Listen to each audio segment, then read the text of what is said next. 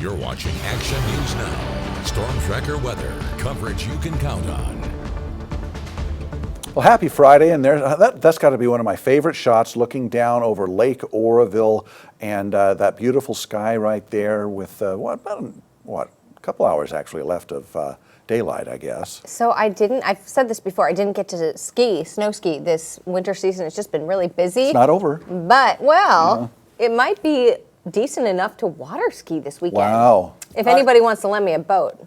And a missing wetsuit. that. And a wetsuit, because the water is not going to be anywhere near the air. It's going to warm up too. Yeah. So yeah, it'll be warm enough outside, but if you hit that water, ooh, that will be a chill. But hey, Haley's used to the cold plunge, so Haley'll be fine with that actually. Here's another Alert California live shot, and that is our Jarbo Gap camera, and that is looking south in Butte County. Okay, here's what we got. So mostly cloudy and cool for tonight. Several days of warm, dry conditions, and most of those days will have a lot of sunshine. But potential storms for next week. Let's get into it.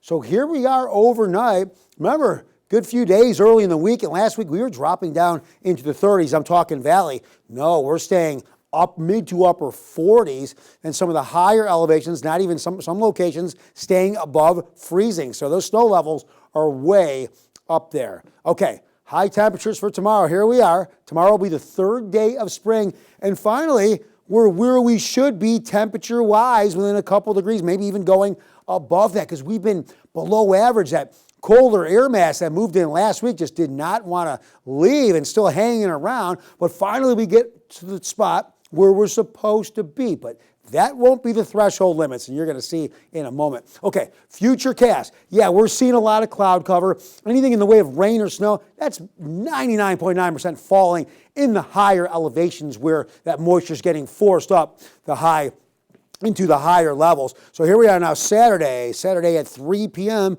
And yeah, really a lot of cloud cover, some peaks of sunshine here and there. Here's our storm track position now. Here's what we have. All right, there's our storms kind of to the north, but they're going to get pushed further to the north as high pressure moves in from out of the southwest. And by Sunday, this high will be right overhead, clearing our skies, warming us up, plenty of sunshine, and we go on a nice little 4-day stretch where you're going to forget about winter. You're going to know that spring has arrived for several. But before I step off, these storms potentially by Wednesday and Thursday could move in. If there's enough instability, we could be looking, again, potentially at some more thunderstorms.